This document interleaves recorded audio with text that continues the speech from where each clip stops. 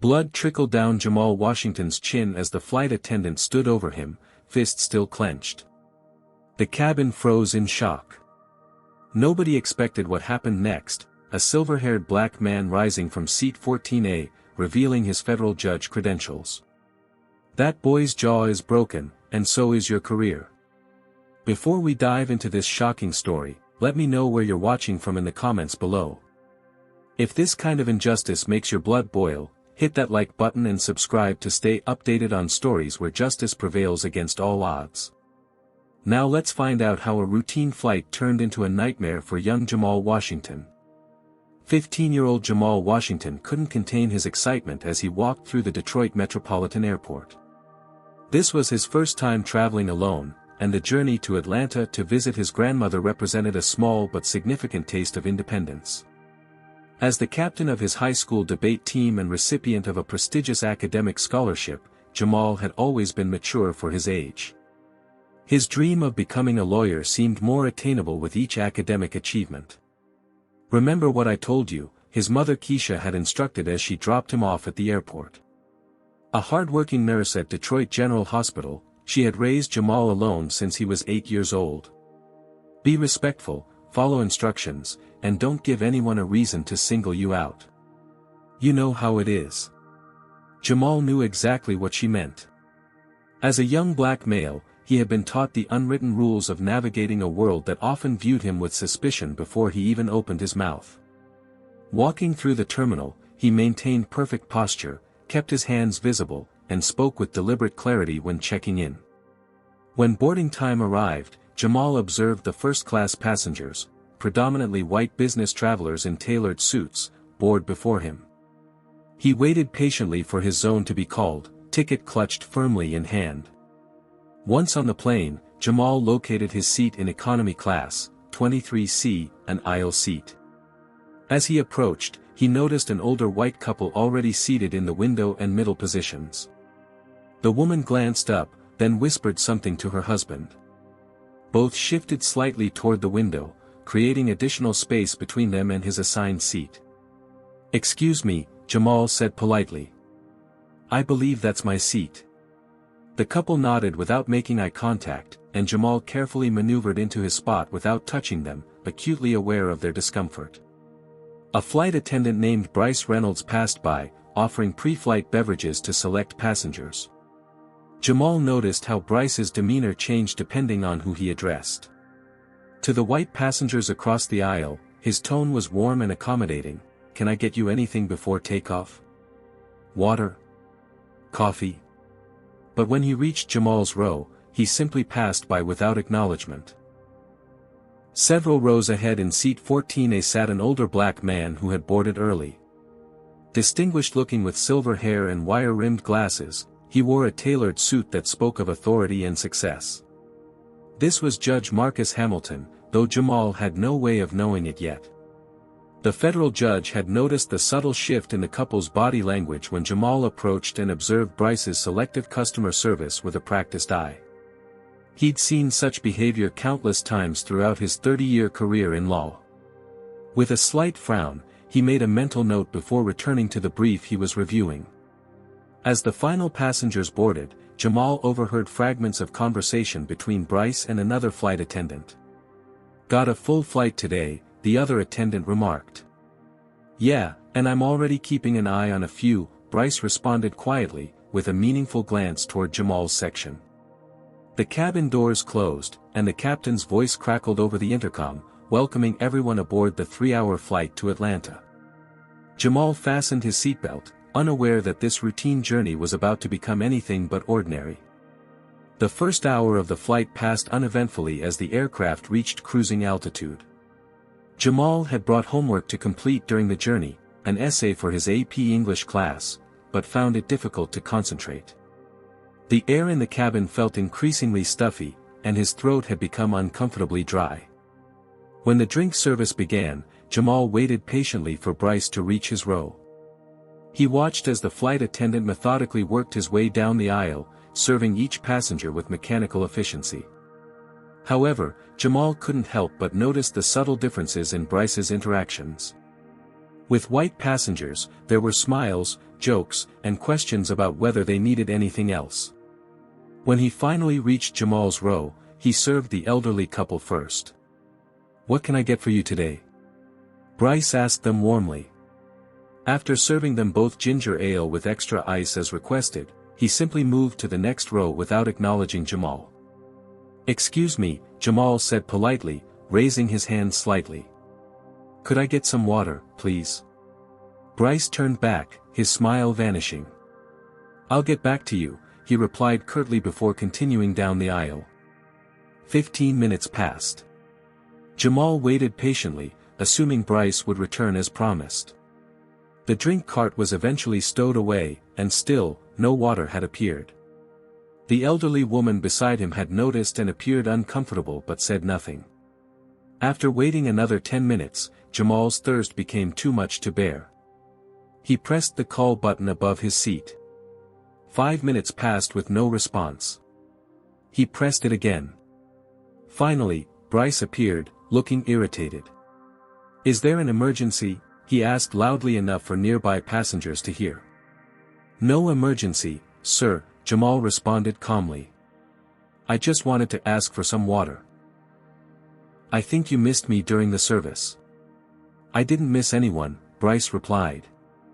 "We're experiencing turbulence, so the drink service is suspended. You'll have to wait." Jamal glanced around, confused. The seatbelt sign was off, and the flight seemed perfectly smooth. Other passengers were freely moving about the cabin. "I understand," Jamal replied. "Could you let me know when I might be able to get some water?" "When I have time," Bryce responded before walking away again. In seat 14A, Judge Hamilton had observed the entire exchange. Discreetly, he pulled out his phone and sent a text message to a colleague on the Civil Rights Commission, making note of the flight number, date, and Bryce's name tag. After another 30 minutes without water, Jamal decided he would at least use the restroom. He carefully unbuckled his seatbelt and stood up, making sure not to disturb his seatmates. As he made his way down the narrow aisle, he was cautious to avoid touching any other passengers. Just as he approached the lavatory, Bryce emerged from the galley carrying a tray of drinks for first-class passengers. Despite the ample space for both of them to pass, Bryce made no effort to adjust his path. Instead, he continued forward, bumping hard into Jamal's shoulder. The collision sent several drinks spilling onto nearby passengers, a middle-aged white couple who immediately cried out in surprise. "I am so sorry." Bryce immediately apologized to the couple, his voice filled with concern. Then, his demeanor shifting dramatically, he turned to Jamal. "Why don't you watch where you're going?" he snapped. "I was watching, sir," Jamal replied, stunned by the accusation. "I was staying to my side of the aisle." "This young man deliberately bumped into me," Bryce announced loudly to the surrounding passengers. "He's been disruptive since boarding." Several passengers began giving Jamal hostile looks. The narrative was taking hold, a troublemaking teenager causing problems on the flight. "That's not true," Jamal protested, his voice remaining measured despite his rising anxiety. "I was just trying to use the restroom." "Don't talk back to me," Bryce warned. "Return to your seat immediately before you cause any more problems." "But I still need to." "Now," Bryce interrupted, "or I'll have to report your aggressive behavior to the captain." From several rows ahead, Judge Hamilton had witnessed the entire incident. He'd seen clearly that Bryce had deliberately moved into Jamal's path. The judge removed his glasses, pinching the bridge of his nose in growing concern. He had seen this pattern too many times in his career, the fabrication of a threat where none existed, the public humiliation designed to establish control, the creation of a narrative that would justify increasingly harsh treatment. As Jamal made his way back to his seat, cheeks burning with humiliation and eyes downcast to avoid the judgmental stares of other passengers, an elderly white woman spoke up. "That wasn't right," she said loudly enough for those nearby to hear. "The boy didn't do anything wrong." "Ma'am, please stay out of this," Bryce replied dismissively. "We're trained to handle these situations." The woman shook her head but fell silent, intimidated by the authority in his voice. Jamal slid back into his seat, his throat still parched, his dignity wounded. He fought back tears, remembering his mother's advice never to show emotion in public spaces where it could be misconstrued. He pulled out his textbook again, trying to focus on the words through increasingly blurry vision. In seat 14A, Judge Marcus Hamilton quietly activated the recording feature on his phone. The captain's voice crackled over the intercom, announcing expected turbulence ahead. "Flight attendants, please prepare the cabin. All passengers, please return to your seats and fasten your seatbelts." The seatbelt sign illuminated with a soft ding. Jamal, still shaken from the earlier confrontation, immediately reached for his seatbelt. He pulled the metal ends together, but the buckle wouldn't click. He tried again, applying more pressure, but something was wrong with the mechanism. After several attempts, it became clear that the seatbelt was malfunctioning. Jamal glanced around nervously. The last thing he wanted was another interaction with Bryce, but safety protocols required him to be buckled during turbulence. He reluctantly pressed the call button. Moments later, Bryce appeared, visibly irritated. "What now?" he demanded. "I'm sorry to bother you, sir," Jamal explained, "but my seatbelt seems to be broken. It won't latch properly." Instead of helping, Bryce's eyes narrowed with suspicion. "Everyone else managed to fasten their seatbelts without issues," he said loudly, drawing attention from nearby passengers. "Why are you the only one having problems?" "I don't know, sir," Jamal replied, his voice steady despite his growing discomfort. "It just won't click together." "Show me," Bryce demanded. Jamal demonstrated, trying to connect the metal pieces, which refused to lock. "You're not doing it correctly," Bryce announced, making no move to assist. "Are you deliberately being difficult?" "No, sir," Jamal insisted. "I've tried multiple times. I think it's actually broken." The plane hit a patch of turbulence, causing a slight jolt. Bryce grabbed the back of the seat to steady himself. "We're experiencing turbulence," as announced, he said sternly. "And you're sitting here unbuckled, endangering yourself and potentially others if you become a projectile." "That's why I called for help," Jamal explained, growing increasingly anxious. "I can't get it to work."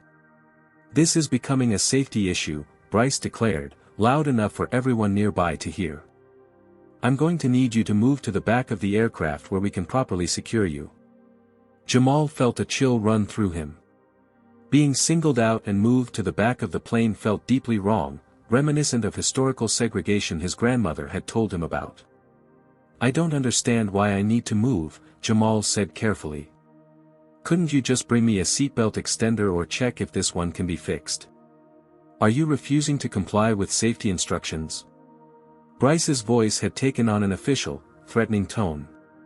"No, but my mother told me to stay in my assigned seat," Jamal explained. "I'd prefer to stay here if we can fix the seatbelt issue." In seat 14A, Judge Hamilton had been observing the escalation with growing concern.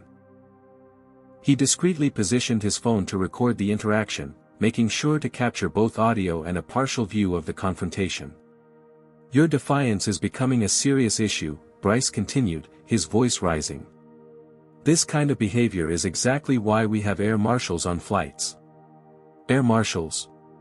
Jamal repeated, confused and increasingly frightened.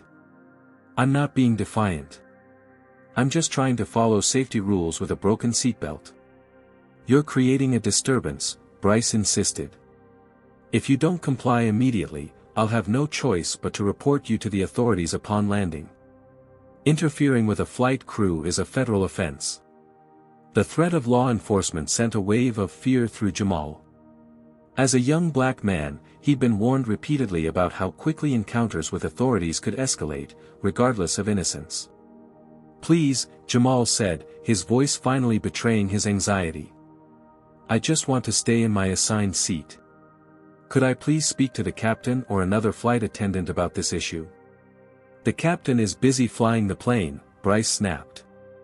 "And I am the head flight attendant on this aircraft. My instructions are final. Judge Hamilton's finger hovered over the call button. The situation was deteriorating rapidly, but he hesitated, knowing from experience that intervening too early might prevent the full extent of the discrimination from being documented. Sometimes justice required allowing injustice to reveal itself fully.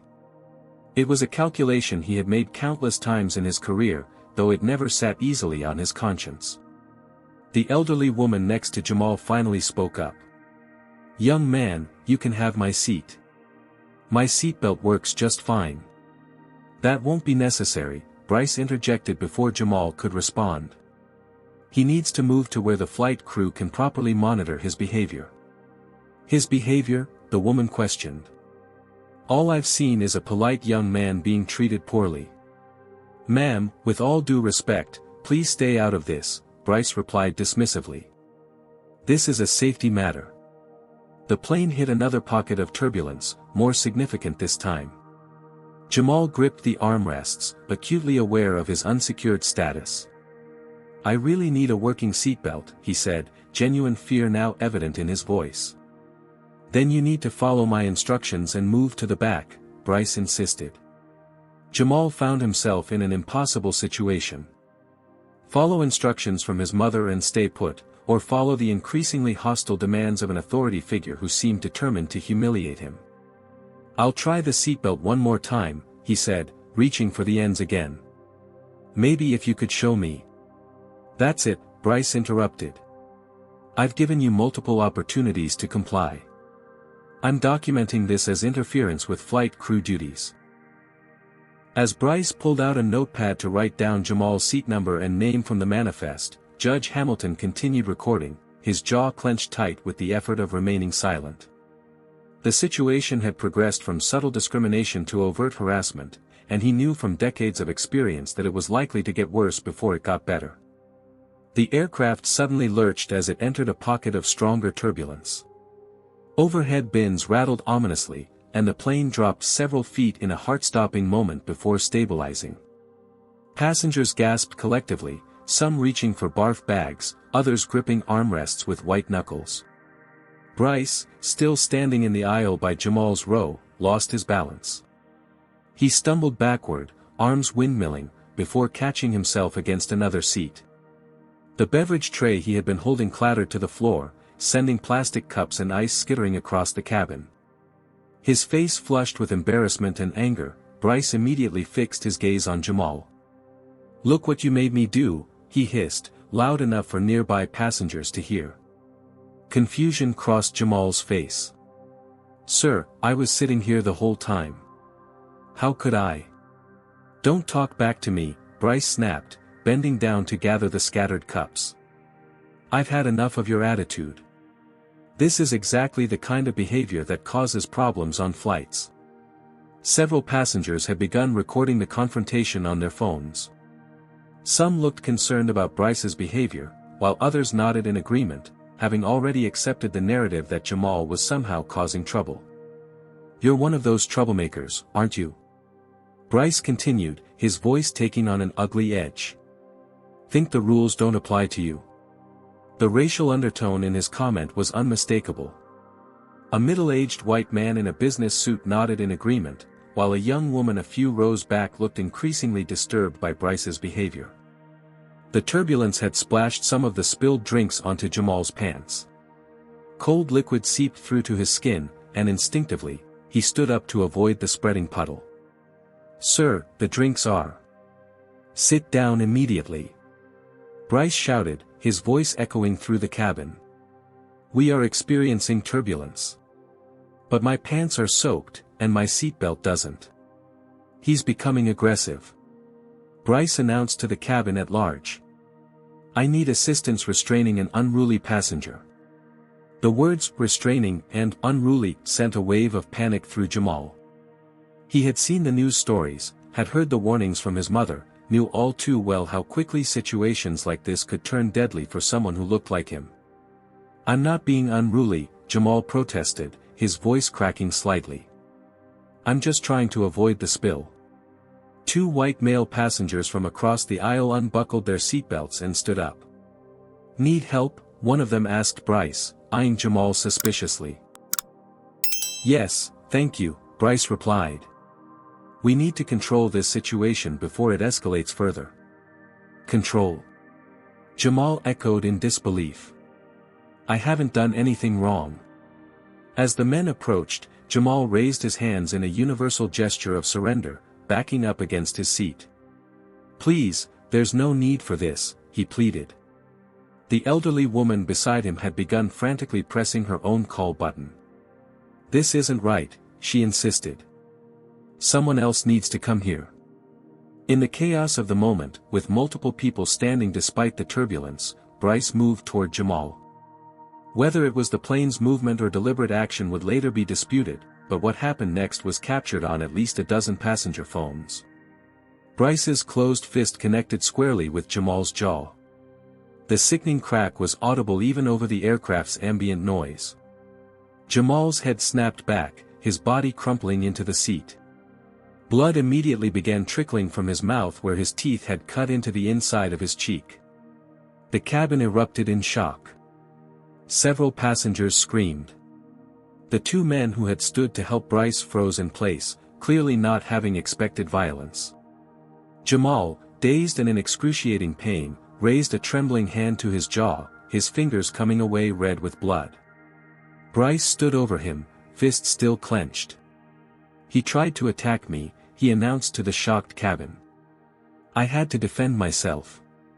It was at that precise moment that the silver-haired man in seat 14A rose to his full, impressive height.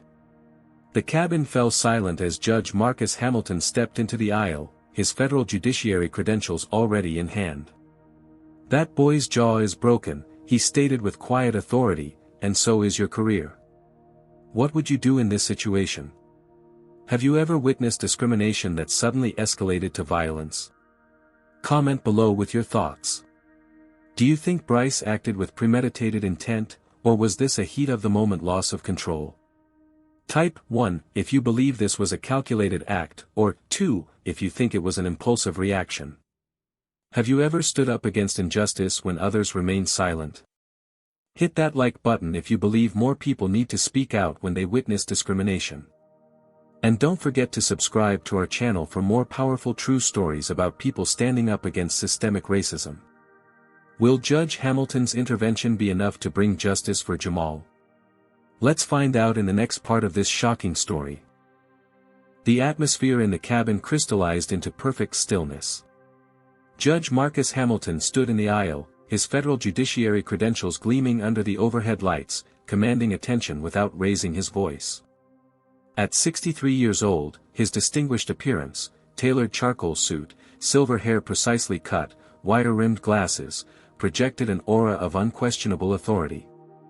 "I am Senior Federal Judge Marcus Hamilton, United States Court of Appeals for the Sixth Circuit, Civil Rights Division," he announced, his deep voice resonating throughout the suddenly silent cabin.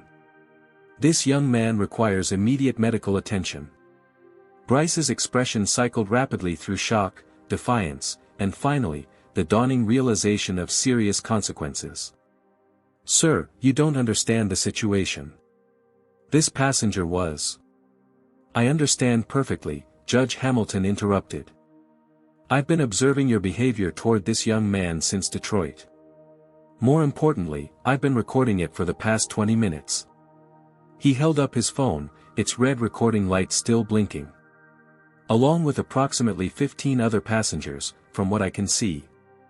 Blood continued to drip from Jamal's mouth as he clutched his jaw, tears of pain streaming down his face. The elderly woman beside him had removed a handkerchief from her purse and was gently pressing it against his chin to absorb the blood. "This boy needs a doctor immediately," she insisted, her hands trembling with age and emotion. Judge Hamilton turned to address the two men who had stood to assist Bryce. "Gentlemen, would you please return to your seats? And I'd suggest you consider carefully what you witnessed before making any statements later." As they awkwardly retreated, Judge Hamilton approached Jamal, his stern expression softening with compassion. "Son, try not to move your jaw. Based on the sound and your symptoms, it appears to be broken. I'm going to ensure you receive proper care." Jamal attempted to nod but winced in agony at the slight movement.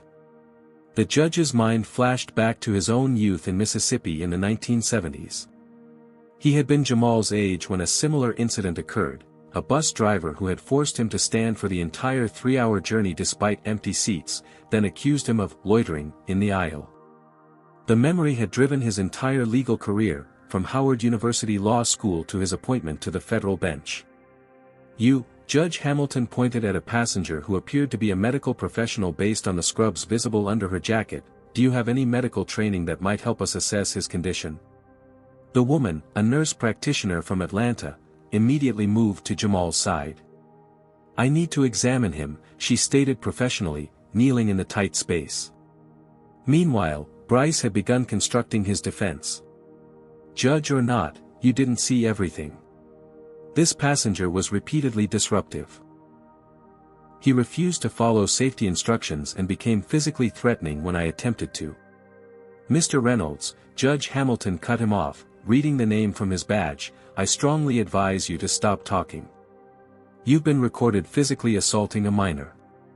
Each word you speak now will likely be used against you in multiple proceedings, criminal, civil, and administrative. The precision of the judge's legal language silenced Bryce momentarily. Judge Hamilton continued, I personally witnessed systematic discrimination, fabrication of safety concerns, and deliberate escalation culminating in violence against a minor. Your actions appear to violate 18 U.S. Code Section 249 regarding hate crimes, not to mention simple assault, child endangerment, and multiple airline regulations. Bryce's face paled. It wasn't like that. He was.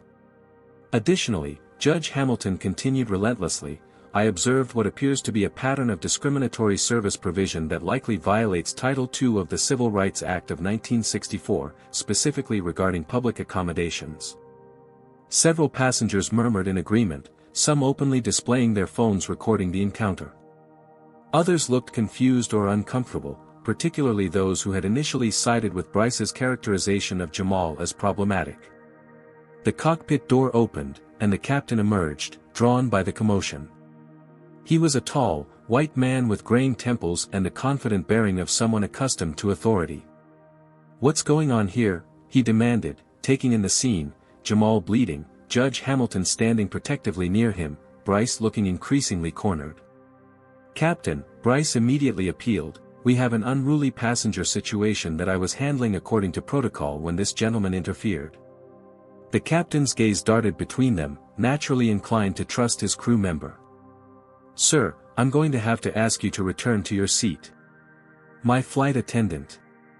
Captain, Judge Hamilton interrupted, his tone firm but measured, your flight attendant has just committed assault against a minor. I am a federal judge who witnessed the entire incident, as did numerous passengers who have video evidence. He gestured around the cabin where at least a dozen phones were visible, recording. Would you like to review the evidence before continuing to defend his actions? The captain hesitated, suddenly uncertain. Judge Hamilton seized the moment to display his own recording, showing the incident in clear detail, Bryce's aggression, Jamal's defensive posture, and the unmistakable punch. The captain's expression darkened as he watched. Mr. Reynolds, step back immediately, he ordered. Turning to Judge Hamilton, his tone shifted from authoritative to concerned. Judge, what do you recommend we do? This young man needs immediate medical attention that can't be provided in the air. I believe the safety and welfare of a minor passenger constitutes grounds for emergency landing at the nearest suitable airport. The captain nodded grimly. I'll contact air traffic control. He turned to go back to the cockpit, then paused. Mr. Reynolds, return to the galley and stay there until further notice. Bryce attempted one last defense. Captain, this will cost the airline thousands of dollars. I don't think. That's enough, the captain cut him off sharply. This situation has escalated far beyond your authority. Judge, which airport would you suggest? We appear to be over North Carolina, Judge Hamilton replied. Charlotte Douglas International would be the logical choice. They have excellent medical facilities nearby. As the captain returned to the cockpit, Judge Hamilton turned his attention back to Jamal, who was being examined by the nurse practitioner.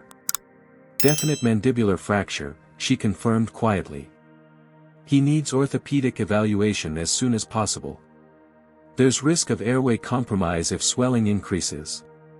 Judge Hamilton nodded gravely. Hold on, son, he told Jamal. Help is coming. He then addressed the cabin at large. Ladies and gentlemen, I apologize for the disruption to your travel plans. However, I believe we can all agree that the health and safety of this young man must take priority. Most passengers nodded in agreement. A few pulled out their phones to adjust their connecting flights or notify people meeting them in Atlanta about the delay.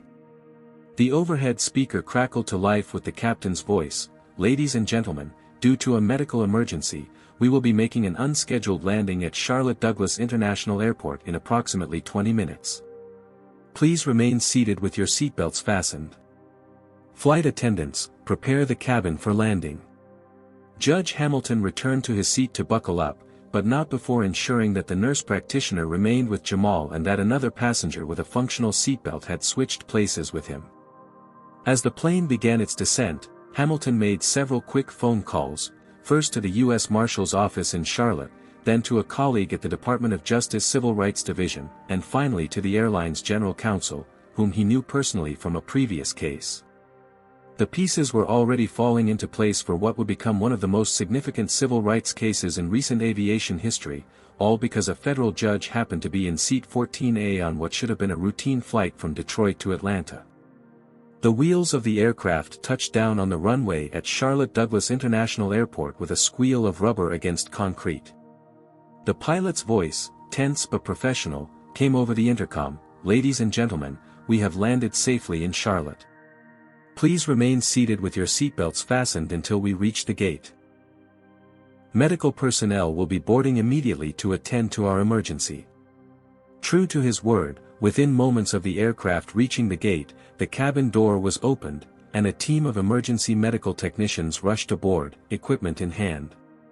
Judge Hamilton stood to direct them toward Jamal, who remained slumped in his seat, a blood-soaked handkerchief pressed against his jaw, his eyes glassy with pain. Mandibular fracture, possible concussion, the nurse practitioner who had been attending him reported efficiently to the EMTs. The injury occurred approximately 25 minutes ago due to a direct blow to the jaw. As the medical team carefully assessed Jamal and prepared him for transport, two uniformed Charlotte-Mecklenburg police officers boarded the plane. Their expressions were neutral but alert as they surveyed the scene. The lead officer, a stocky man with a close-cropped haircut, immediately approached Bryce, who had emerged from the galley. "Officers, thank you for responding quickly," Bryce began, relief evident in his voice.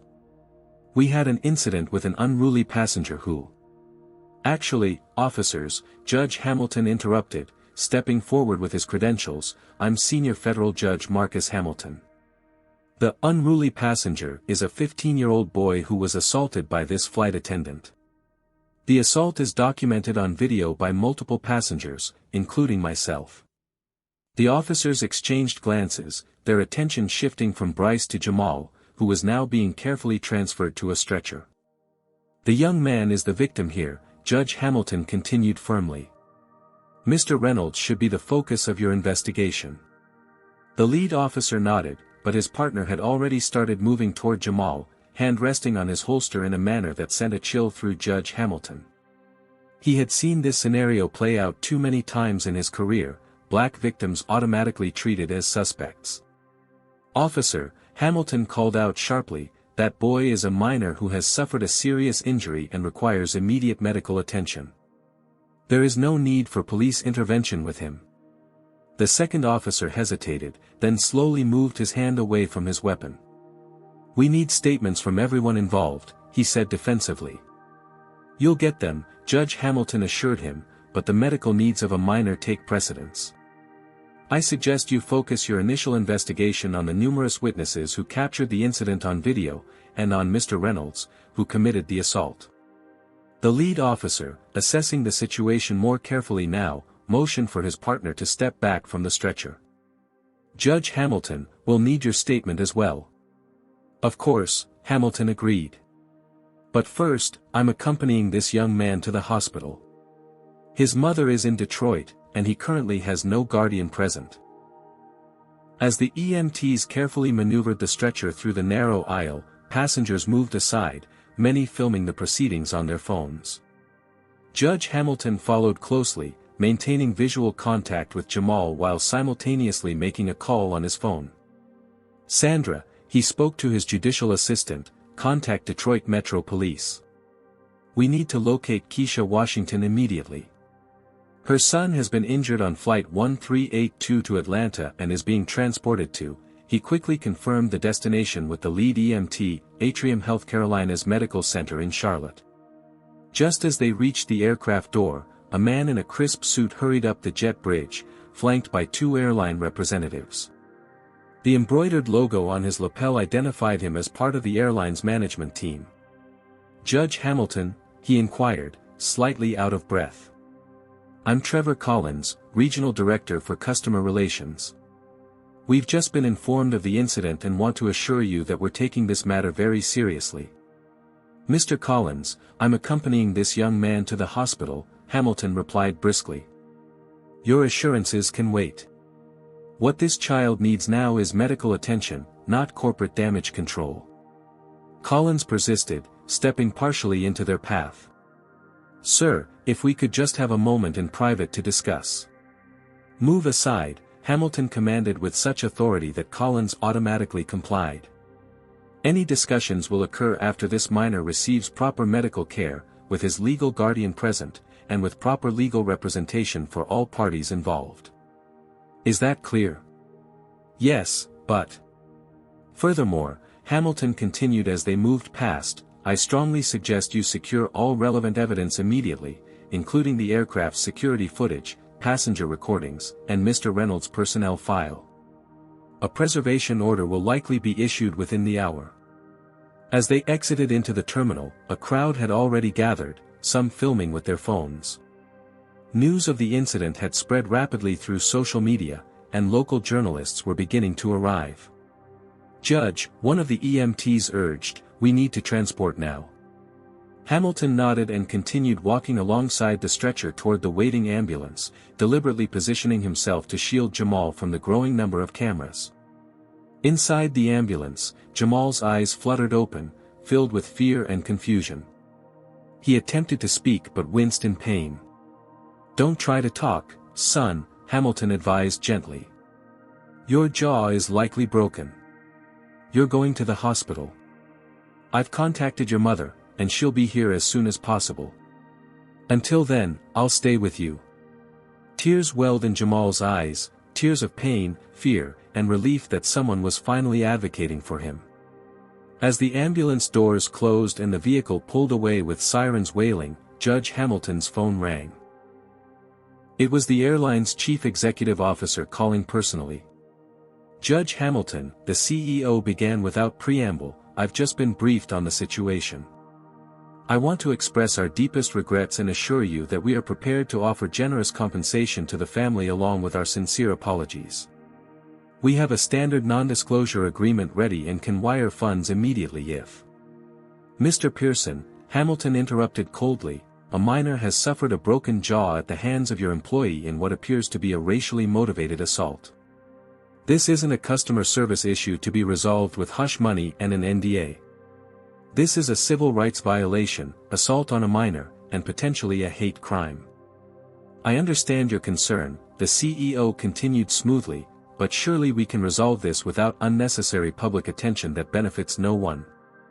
The amount we're prepared to offer is quite substantial. I'm going to stop you right there, Hamilton replied, his voice hardening. Any further attempts to negotiate a settlement before the family has legal representation could constitute witness tampering and obstruction of justice. I suggest you consult with your legal team about the applicable federal statutes before making any more calls. He ended the call as the ambulance pulled up to the emergency department entrance, where a team of medical professionals was already waiting.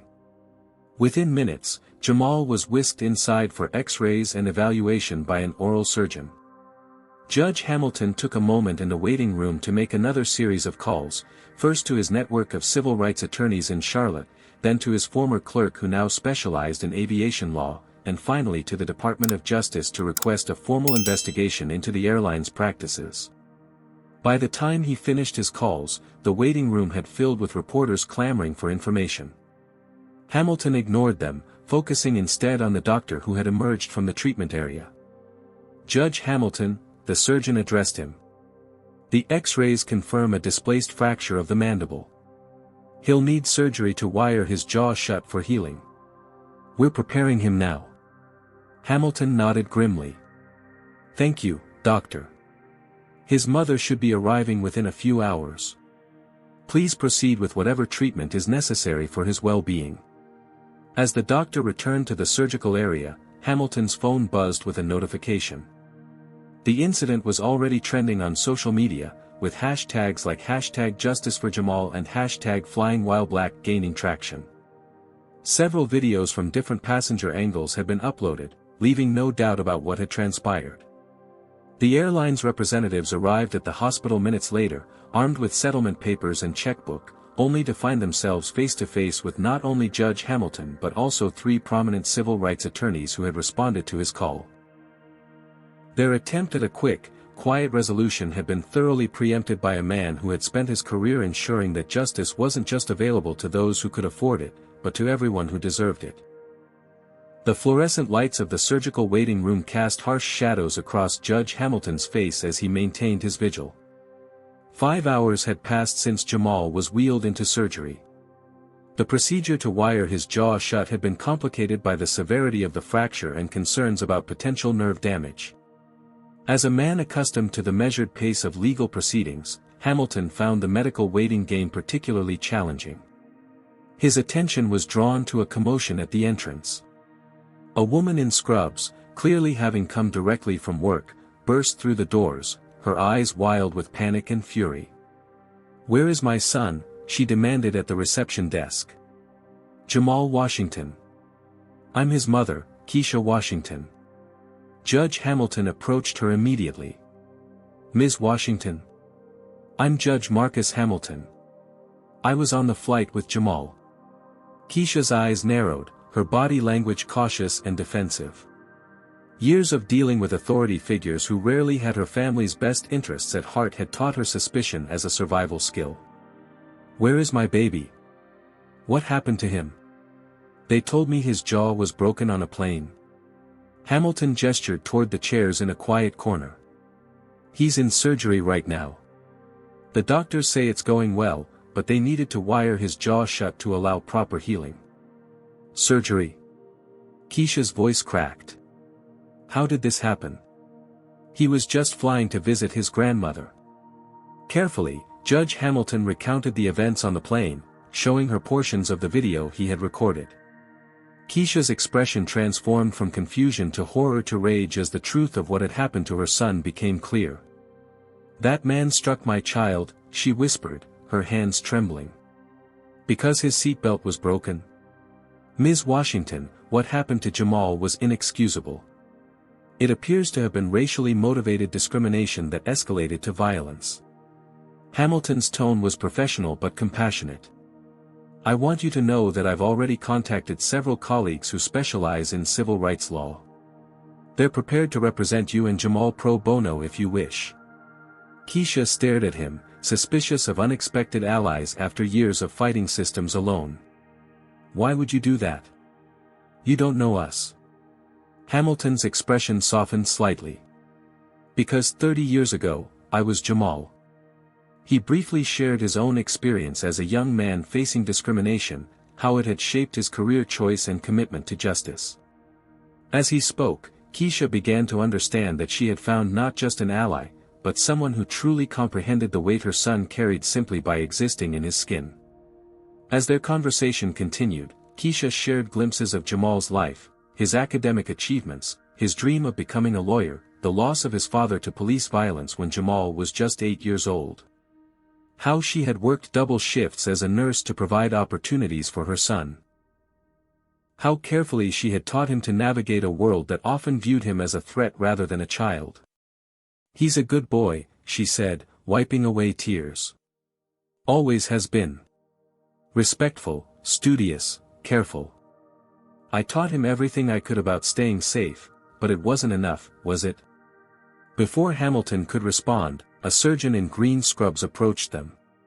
Ms. Washington. I'm Dr. Patel. Jamal's surgery was successful. We've stabilized the fracture with titanium plates and wired his jaw shut to ensure proper healing. Can I see him? Keisha asked immediately. He's in recovery now. You can see him in about 20 minutes when he's transferred to a room. He'll be groggy from the anesthesia, Dr. Patel explained. He won't be able to speak, of course, and will be on a liquid diet for the next 6 to 8 weeks. We're also monitoring for signs of concussion. As Dr. Patel walked away, the hospital corridor suddenly filled with activity. A team of suited individuals approached, led by a polished woman with a corporate smile. Ms. Washington. I'm Jennifer Morales, Vice President of Customer Relations for the airline. First, let me express our deepest regrets about this unfortunate incident involving your son. Keisha straightened, her nurse's instincts immediately recognizing the choreographed nature of this spontaneous visit. Morales continued smoothly, we want to assure you that the employee in question has been placed on administrative leave pending investigation. The airline takes these matters very seriously. She opened a leather portfolio. We'd like to offer immediate assistance in the form of compensation for your son's medical expenses, pain and suffering, and any inconvenience caused. Our initial offer is $500,000. Judge Hamilton noticed how Morales emphasized the amount, clearly hoping for wide-eyed acceptance from someone she assumed would be dazzled by such a figure. Of course, Morales added, producing documents from her portfolio, we would need you to sign this standard release form and confidentiality agreement. Keisha glanced at the thick document, then at Hamilton, who gave an almost imperceptible shake of his head. 500,000, Keisha repeated slowly. For my son's broken jaw, public humiliation, and trauma. It's a very generous initial offer, Morales assured her.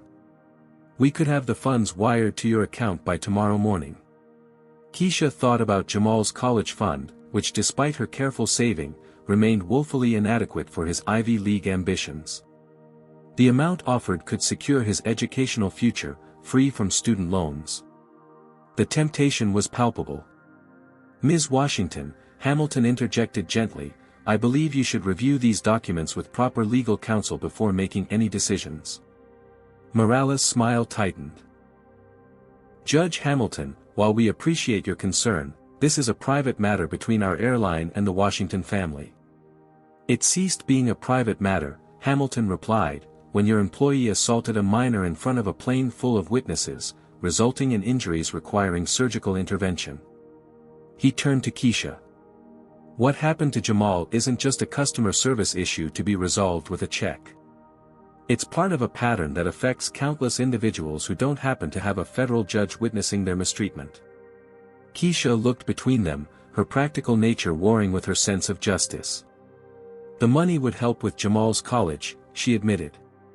Ms. Washington, Hamilton said carefully, my colleagues and I believe the eventual settlement or judgment could be substantially higher. More importantly, a confidential settlement would allow the airline to avoid implementing meaningful changes to prevent this from happening to other children. Morales' professional demeanor slipped slightly. Judge Hamilton, I must object to your interference in our attempt to make this right for the family. Making it right, Hamilton countered, would involve systemic changes to your hiring, training, and accountability processes. It would involve transparent acknowledgement of what occurred rather than buried secrets behind NDAs.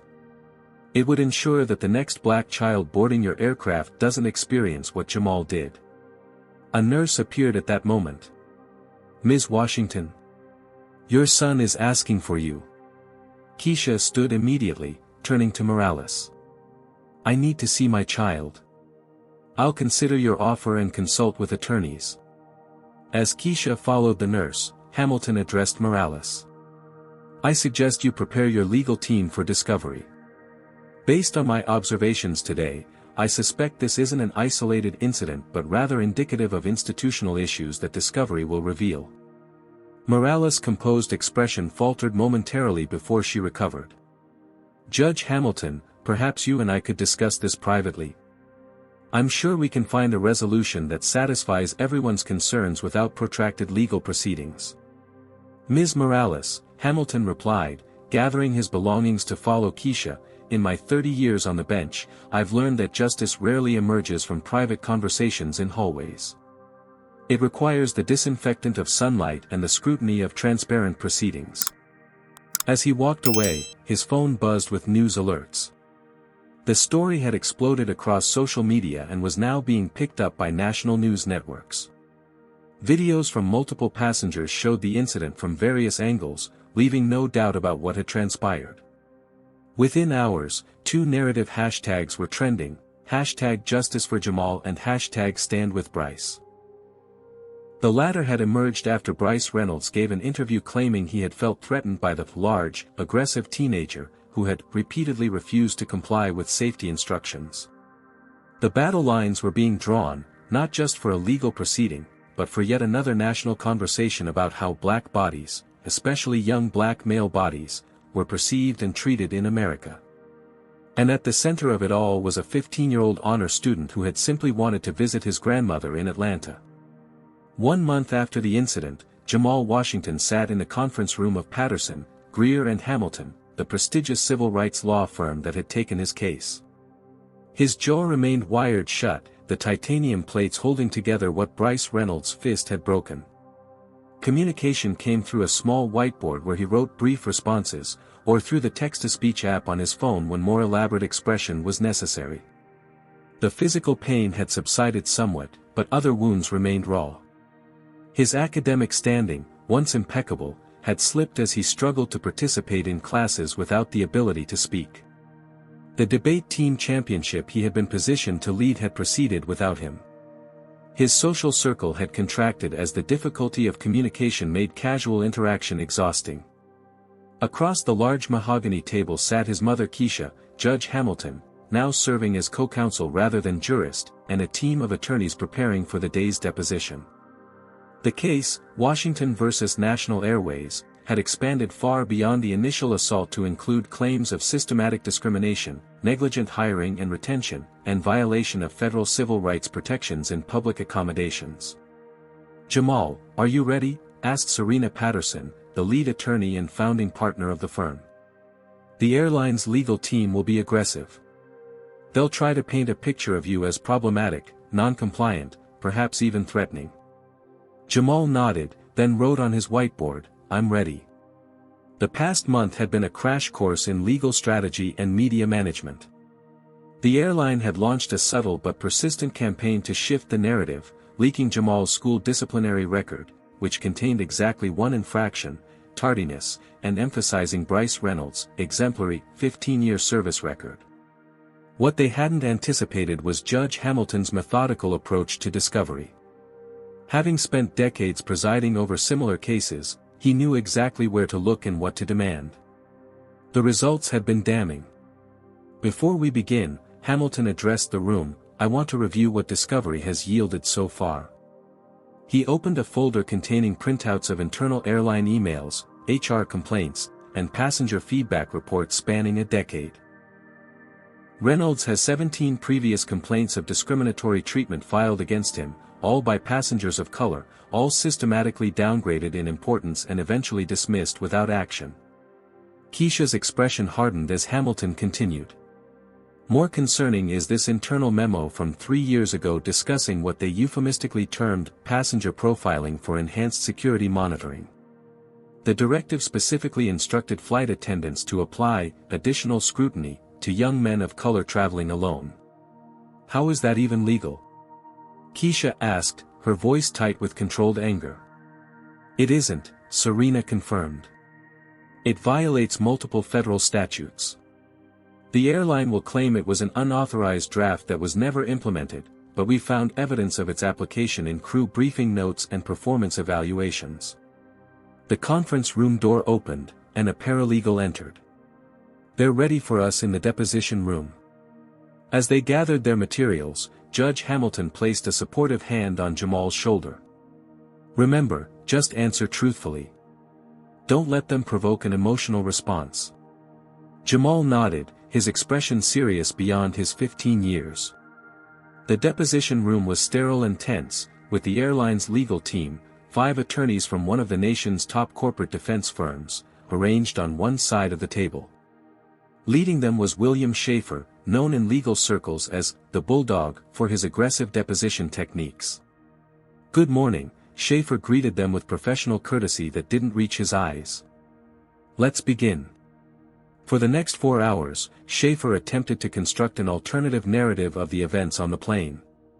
He questioned Jamal's history of compliance with authority figures, his attitude toward Bryce Reynolds, whether he had been deliberately provocative by repeatedly pressing the call button. Jamal, limited to typed or written responses, maintained a composure that belied his age. When asked if he had raised his voice to Reynolds, he simply typed, "With a properly functioning seatbelt, this interaction would never have occurred." By mid-afternoon, Schaefer's frustration became evident as his carefully constructed narrative failed to materialize. During a brief recess, he approached Serena with a revised settlement offer. $1 million, confidential resolution, no admission of liability, he proposed quietly. "This is the best offer your client will receive." Serena glanced at Keisha, who had overheard. The amount was significant, enough to secure Jamal's entire educational future through law school and beyond, enough to allow Keisha to reduce her punishing work schedule, enough to provide a measure of financial security they had never known. But Keisha's expression remained resolute. Over the past month, she had witnessed not just her son's physical pain but also the psychological toll of being viewed as a threat rather than a child. She had read hundreds of messages from other families sharing similar experiences that hadn't happened to have a federal judge witnessing them. "No," she said simply. "Not about the money anymore." Schaefer's professional mask slipped momentarily. "Ms. Washington, I understand you're upset, but be reasonable. A trial means public exposure for your son, aggressive questioning, media scrutiny of your entire life. The outcome is never certain. This offer guarantees financial security." Judge Hamilton, who had been observing silently, finally spoke. "Mr. Schaefer, having spent 3 decades on the bench, I can assure you that what you're witnessing is the very definition of reasonableness. Ms. Washington is looking beyond immediate financial gain to the broader implications of this case." Serena added, "We'll be proceeding with the next phase of depositions. I believe we have Bryce Reynolds scheduled for tomorrow." Schaefer's jaw tightened. Reynolds is no longer employed by the airline. His deposition may be difficult to arrange. "Interesting," Hamilton remarked. "Our subpoena was served last week. His sudden departure won't affect his legal obligation to appear." As they prepared to resume the deposition, Jamal's phone buzzed with a news alert. National media outlets were reporting that passenger videos of the incident had surpassed 50 million views across platforms. Public opinion had begun to shift decisively in Jamal's favor as more context emerged through the legal proceedings. The airline stock had dropped 12% since the incident, and a boycott organized by civil rights organizations was gaining momentum. Corporate clients had begun requesting assurances about diversity and anti-bias training before booking group travel. Just as they were about to re-enter the deposition room, Serena's assistant rushed in with breaking news. An elderly white couple, the same passengers who had been seated next to Jamal on the flight, had come forward with their own video evidence and a sworn statement contradicting Bryce Reynolds' version of events in every particular. "Mr. and Mrs. Whitaker," the assistant explained, reading from her notes. "They say they initially hesitated to come forward due to their age and health concerns, but couldn't in good conscience remain silent after seeing Reynolds' public statements. For the first time since the incident, a smile tried to form on Jamal's face, though the wires prevented full expression. He wrote on his whiteboard, "Truth always finds a way." The afternoon deposition session proceeded with renewed energy from Jamal's legal team. As Schaefer continued his questioning, the ground beneath his carefully constructed defense was crumbling.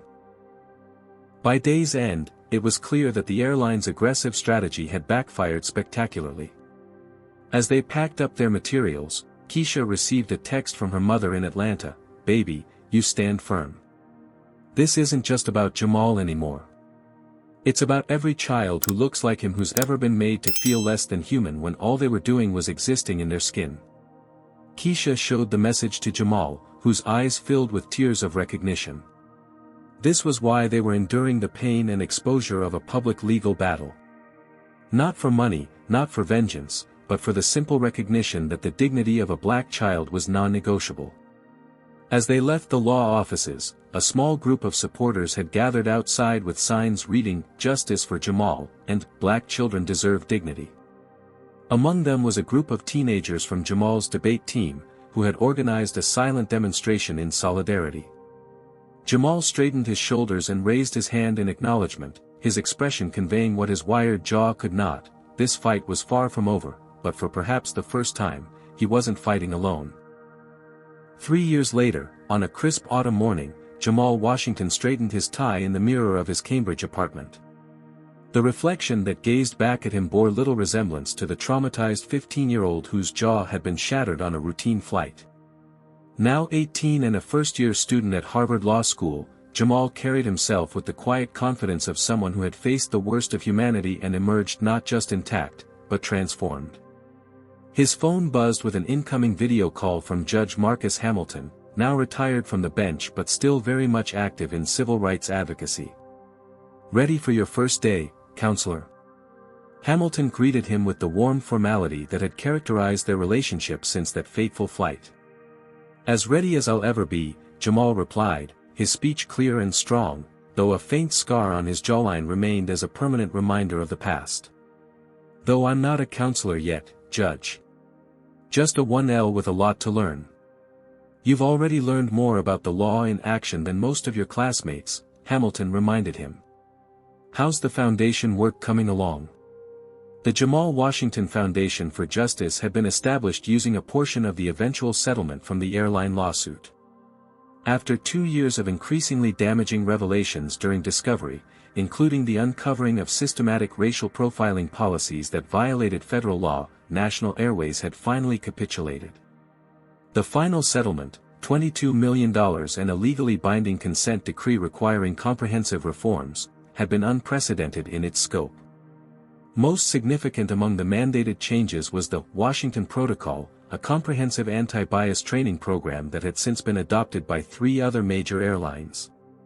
Every National Airways employee now underwent mandatory training named after the teenager whose dignity they had violated. "We just awarded our first 5 scholarships," Jamal reported with pride. "All going to black students interested in civil rights law. One of them reminds me so much of myself 3 years ago, brilliant debater, straight-A student, never traveled on a plane because his family couldn't afford it." Hamilton nodded approvingly. "Your grandmother would be proud." The mention of his grandmother brought a bittersweet smile to Jamal's face. She had passed away 6 months earlier, but not before seeing justice served in her grandson's case. More importantly, she had lived to see him heal, graduate as valedictorian, and accept his Harvard admission. "I've been thinking about her a lot today," Jamal admitted. "She always said that true change doesn't happen in courtrooms but in what comes after." A notification appeared on Jamal's phone. His Uber had arrived to take him to campus for the orientation. "I should go, Judge. I'll call you later this week to let you know how it went." "One more thing," Hamilton said before ending the call. "Remember what we talked about. Your story is powerful, but it doesn't define you. You're not there as the kid from the airplane case. You're there as Jamal Washington, future attorney, on your own merits." "I know," Jamal assured him. "Though I'm still giving that guest lecture in Professor Dalton's civil rights litigation class next month." They both laughed, and Jamal ended the call, gathering his backpack. As he left his apartment, he checked his watch, plenty of time to stop for coffee before heading to campus. The coffee shop near Harvard Square was crowded with students, many looking as nervous and excited as Jamal felt. As he waited in line, he couldn't help overhearing 2 older students discussing a case. Washington versus National Airways, one was saying. Complete game changer for civil rights litigation in transportation. We're covering it in advanced civil procedure this semester. Wasn't that the kid whose jaw got broken by a flight attendant? The other asked. Yeah, but the case went way beyond that. The discovery process uncovered decades of institutional racism. The Washington Protocol is now considered the gold standard for anti-bias training in the transportation sector. Jamal smiled to himself but said nothing as he ordered his coffee. His name, both personal and in legal precedent, had taken on a life of its own. 2 hours later, seated in Harvard Law School's historic Langham Hall for the dean's welcome address, Jamal found himself reflecting on the journey that had brought him here. The physical recovery had been the easiest part, 6 weeks with his jaw wired shut, months of speech therapy afterward. The psychological healing had taken longer, working through the trauma, the anger, the fear. The legal battle had been exhausting, depositions, hearings, the constant media attention, the hate mail from those who sided with Reynolds, the uncomfortable spotlight of becoming a reluctant symbol in America's ongoing racial reckoning. There had been moments when Jamal had questioned whether it was worth it, whether he and his mother should have simply taken the initial settlement and retreated into private life. But then had come the letters, thousands of them, from black parents and children sharing similar experiences, thanking him for standing his ground. From flight attendants of color who spoke of the discrimination they'd faced within the industry. From allies who had witnessed such incidents but had remained silent, promising to do better. The dean's voice interrupted his thoughts, and we are particularly proud to welcome a student whose courage in the face of injustice has already changed American jurisprudence before even beginning his legal education. Though he has asked to be treated as just another first-year student, I would be remiss not to acknowledge the presence of Jamal Washington, whose landmark case many of you will study during your time here. A ripple of recognition passed through the auditorium, and Jamal felt hundreds of eyes turned toward him. He acknowledged the moment with a slight nod, then refocused on the dean's continuing remarks. After the orientation concluded, Jamal made his way to the campus bookstore to purchase his textbooks. As he waited in the checkout line, his phone buzzed with a notification. His flight to Detroit for Thanksgiving break had been confirmed. For the first time since the incident, Jamal would be boarding a plane. He had chosen National Airways deliberately, wanting to see firsthand whether the changes mandated by the settlement had made any real difference.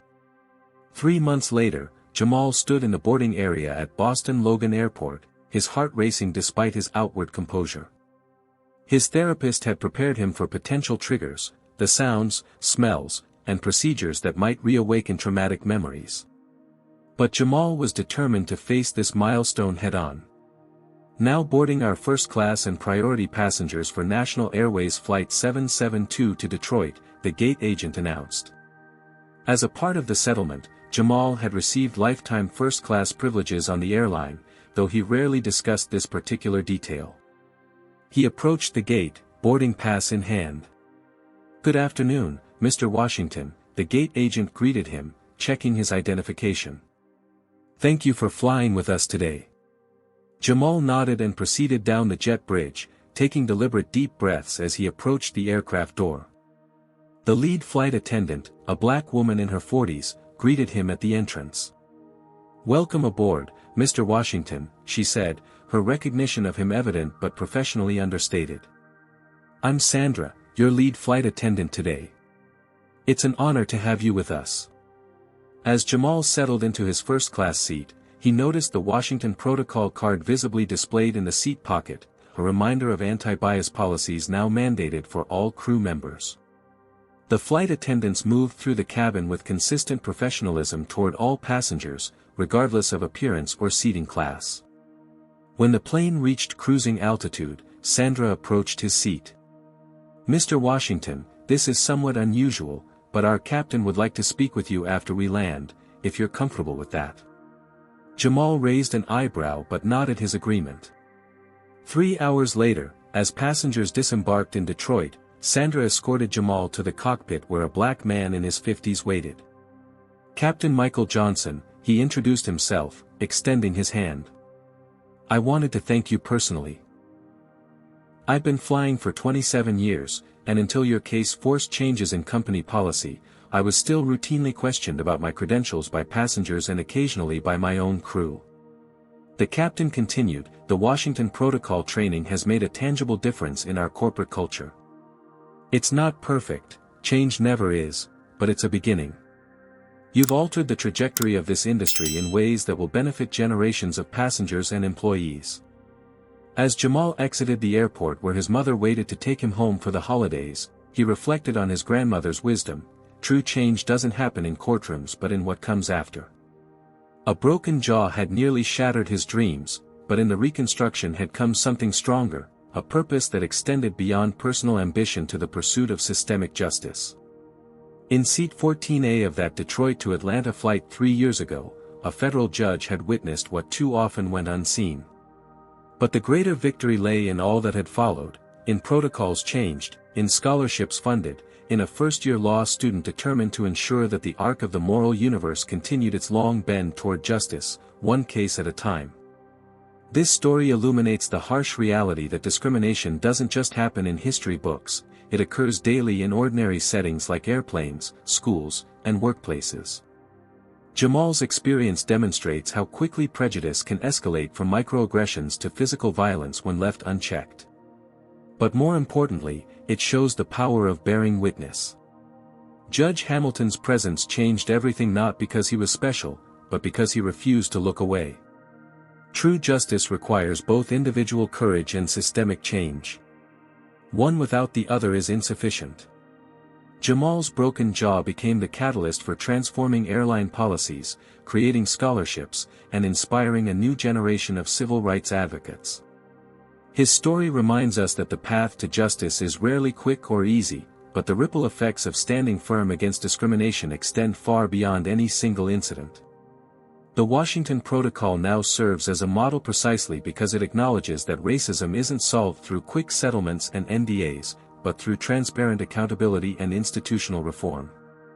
When we recognize each other's full humanity, regardless of skin color, we all move closer to the society we claim to believe in. Have you ever witnessed discrimination and wondered if you should speak up? What held you back, or gave you courage? Share your experience in the comments below. If this story moved you to reflect on your own role in creating a more just society, please hit that like button and subscribe to our channel for more powerful racism stories that challenge and inspire. Did you know a single voice can spark massive change? Share this video with someone who needs to hear that standing against injustice matters, even when it's difficult. Thank you for being part of this important conversation. May we all find the courage to be the Judge Hamilton in someone else's moment of need. Until next time, remember that justice requires both witnesses and advocates.